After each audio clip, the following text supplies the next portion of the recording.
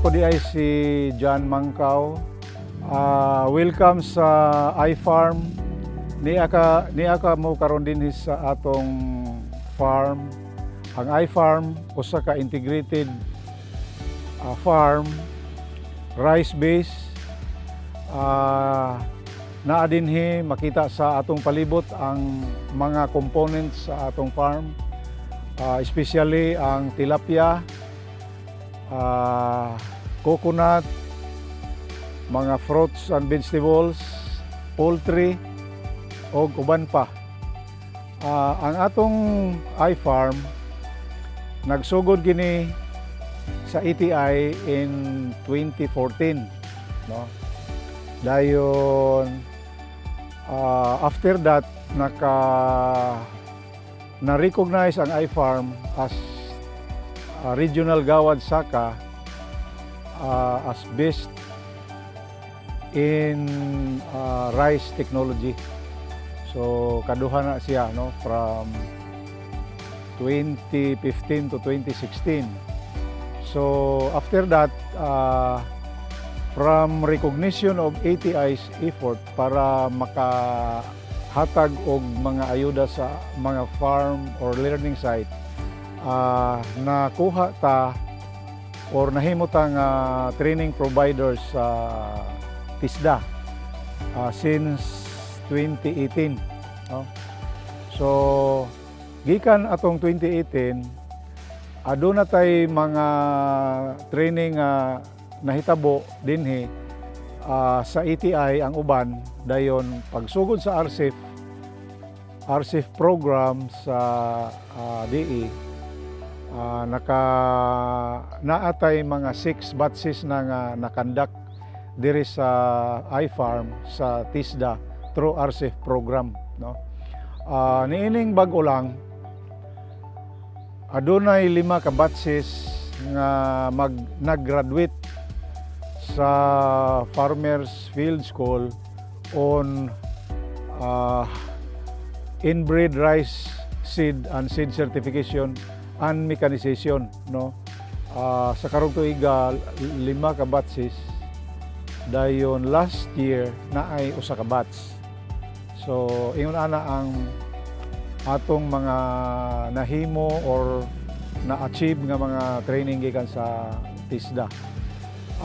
Sa pagkakaroon kadtong mga graduates nga siguro mga, kung di ko sayop, naa sa mga 150 kabuok nga mga graduates sa FFS gikan sa TISDA. Sila nakabato na og mga bag-ong technology about rice farming, no? Kanang daghan ang nagtestimony nga sukad lang sila naka-appeal sa TISDA training on rice technology through RCEF program.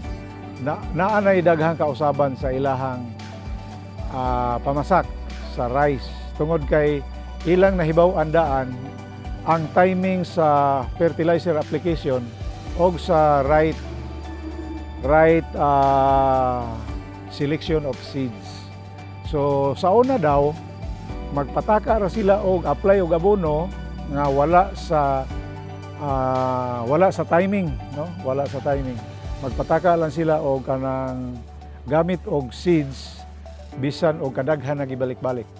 So kining program sa RCEF maayo unta kung magpirmi na ni siya, no? Aron nga daghang ang matabangan kay dinhi sa among lugar sa Lala, kuan magini siya kanang rice area. Dayon daghang kayo ang rice farmer. So kung dili na nato ipadayon, so kadto rang 150 ka mga farmers sila ray bulahan. How about the rest? No, kung kami din sa Lala, uno mi kabuok times 150. So naras mga 1,000 kapin. Unya ang among farmer din is more or less nasa mga 4,000. So pinaagi ani nga interview, madunggan man ni sa tanang concerned agency akong ihangyo sa PhilRice or TISDA o sa tanan nga nag-support nga mga agency nga unta ipadayon na to ang RCEP program aron nga bisan og mga 50 to 60% lang sa among rice farming industry di sa Lala maka appeal ani nga training aron nga kung unsay among mga advantage nga nakuha sa RCEP kami at least na ay mga 80% namo nga mga farmer makamao sa dani, di ba? So karon gani na ay mga nag-approach namo after that graduation. So after that na ay daghang nagduol namo dinhi nga nagpalista kay moapil na pud kuno sila in kaso na ay the same program. So maayo unta og matinuod siya kay aron nga mahatagan namo og kanang mahatagan namo og kanang chance ang uban nga makakuha sa maong opportunity. Ang mechanization program sa PhilMec naay dakong impact no sa atong rice industry.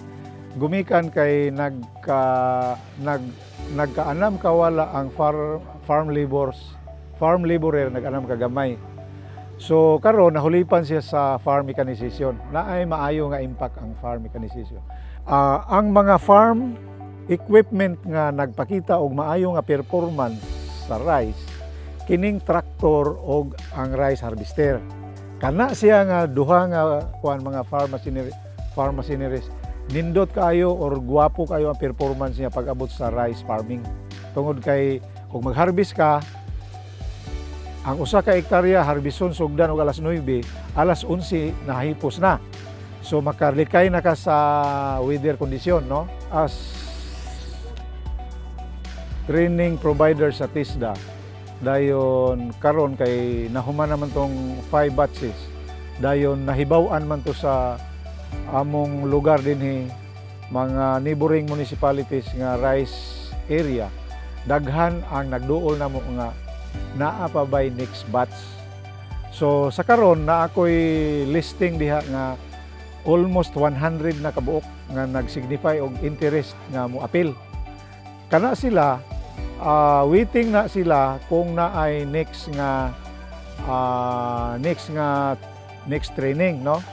So akong panawagan sa uban kadtong mga nakahibalo or nakadungog nga kining RCEP program is ongoing. Ang RCEP program is 5 years program, no?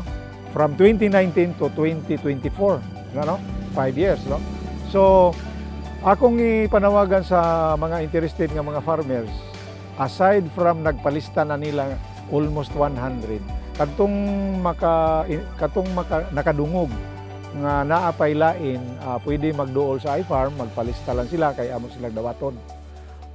Naghatag pud ming mga assistance ato mga farmer nga wala pa na register sa RSBSA kay ang RSBSA registration siya mo'y number 1 requirement para maka-appeal, no?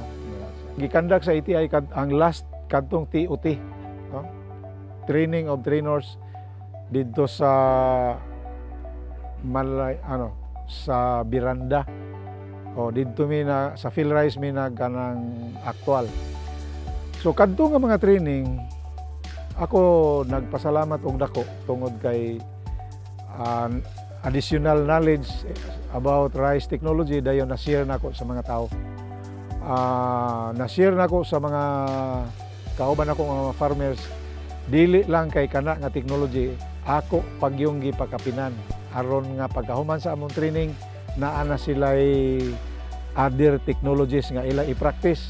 For example, kanang paghimo og abono organic fertilizer o organic feeds sa livestock.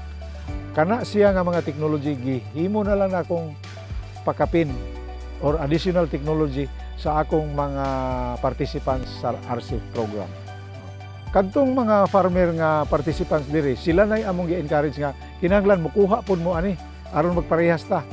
So ingon na siya. Amo silang gi-encourage nga kinahanglan makuha gyud ang maximum yield. Maximum yield.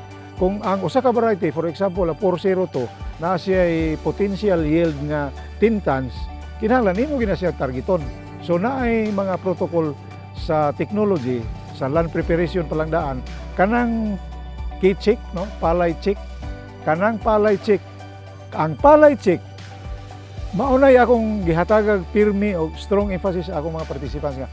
Ang palay check, kanang key check 1 to key check 9, kung religiously ato lagi na i-follow, kanang potential yield, kuha gyud siya.